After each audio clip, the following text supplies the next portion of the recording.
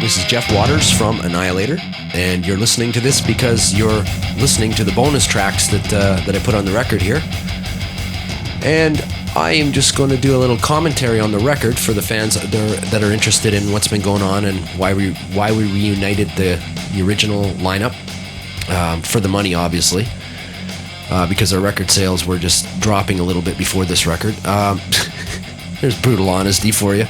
No, actually, what happened on this record was the previous record in '97 called Remains. I'd done more as a solo project, and I'd used a drum machine, and there weren't other people involved in the record. I'd just done it in my own studio in my own time, and it was a solo project. This record, I felt like doing something a little bit different. I went through a lot of personal problems in '98, a divorce, messy divorce, and custody battle for my kids. And wound up with my kids, but that whole process took its toll on me and went through a lot of depression and all this kind of stuff, and it was a rough year for me. But after seeing a Slayer concert here in, I think, July or so of '98, I think Slayer gave me a kick in the ass for just as soon as I saw that band. Again, I realized just how much I was into this kind of music, and it just created a fire in me that hadn't been there for quite a few years, I think.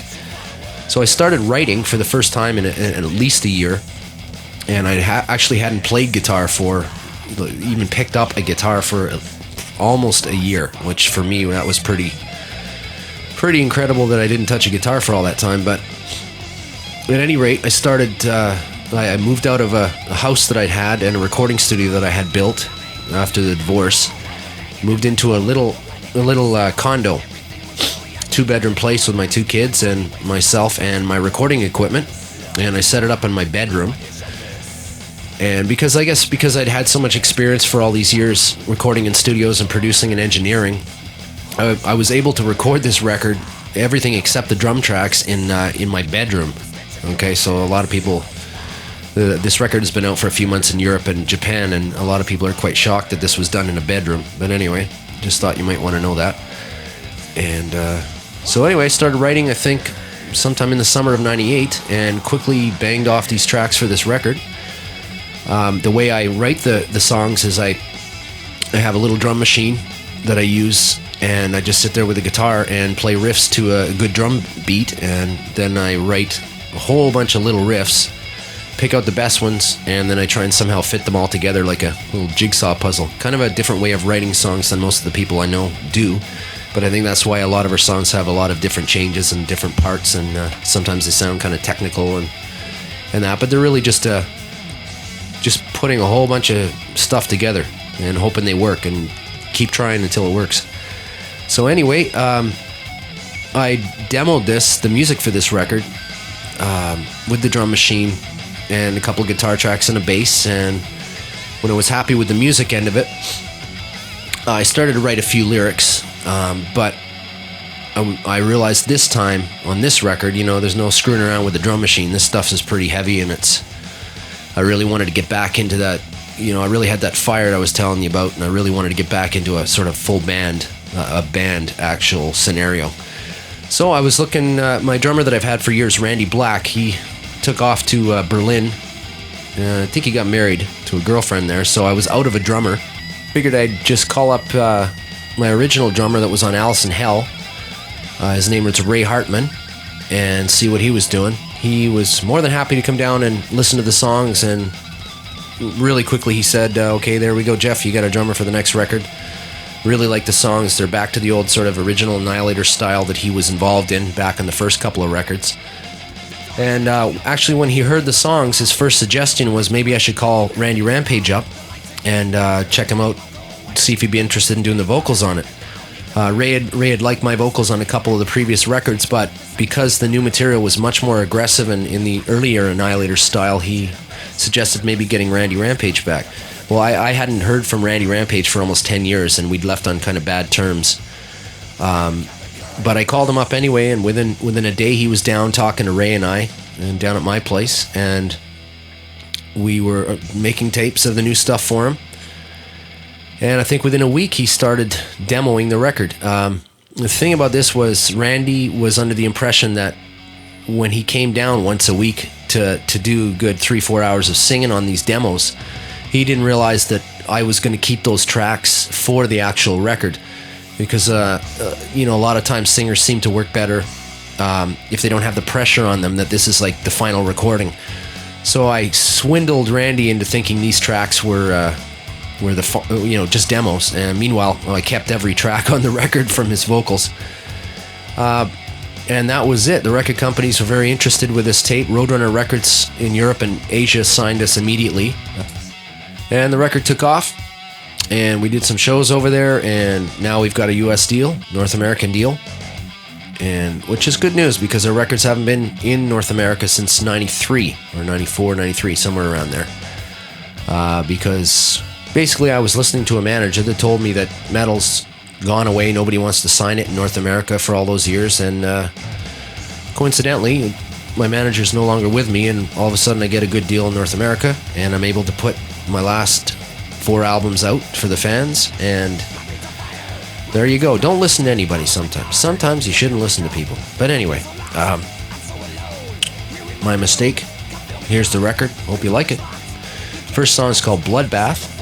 That's the intro to that is my sort of little tribute to Slayer, seeing that Slayer show and kicking my butt. And after the intro is done, it just blasts into a typical early Annihilator full speed ahead thrash crazy song.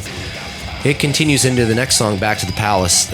Lyrically, that's a takeoff, spin-off of The Fun Palace, which was on our second record called Never Neverland.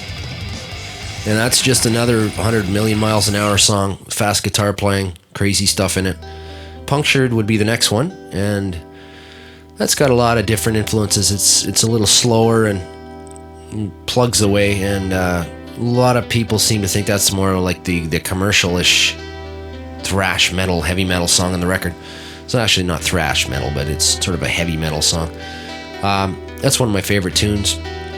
Reminds me a little bit of some Metallica or Pantera, or even some Silverchair, if you can believe that. I think my 4-year-old son loves Silverchair, and he wants me to play it all the time, so the more I hear it, I think the more it slips into the back of my writing. But anyway, don't worry, there won't be a complete Annihilator Does Silverchair cover album coming out or anything, but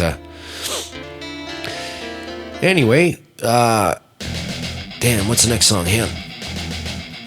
Pick up the CD here. Where is it? Criteria for Black Widow. That ended up being the title track, of course, but originally the album was titled Sonic Homicide, but the European company didn't like that one, thought it was too cliche, so they used Criteria for Black Widow, and I'm just too tired to fight the big record companies over things like this, so I said, sure, whatever you want, no problem. It's probably not near the top half of the best songs on the record, but what the heck.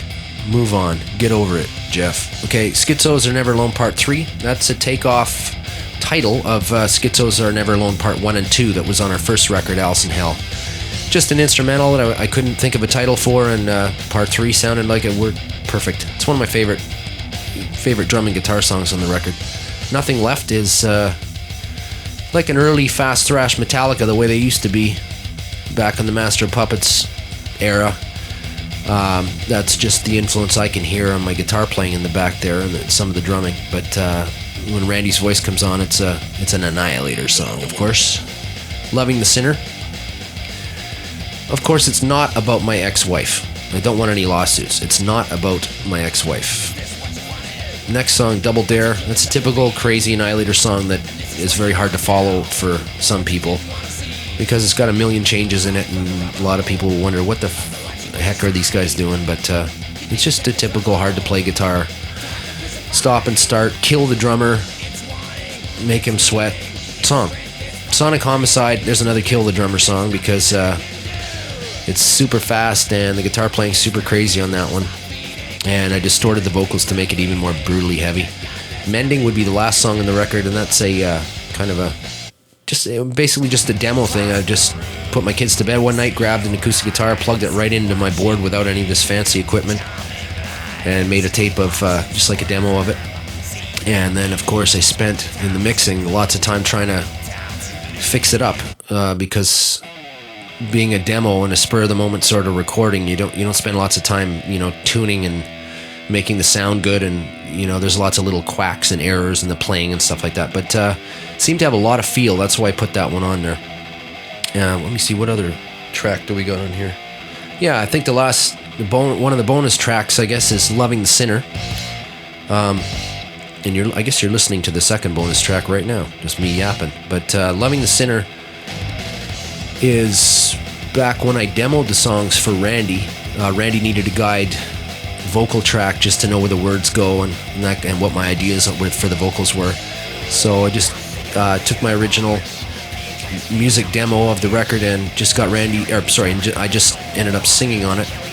And I figured somebody might like to hear the pre-Randy Rampage version of it. And that would be it. Gotta say thanks a lot to the fans that have been checking us out on imports and keeping in touch on the internet and that for all these years when our records haven't been there. Also, thanks to any new fans that are picking this up for the first time. Got a lot of Annihilator records out there if you want to check out the different styles we've had over the years. And one thing this band is not the same record every album. There's different things, changes, lineup change, just everything, different production styles and writing styles on every record. So this is the 9th one, I believe, so there's lots to listen to if you like this one. Thanks a lot. We'll see you on tour. All the best, and take care.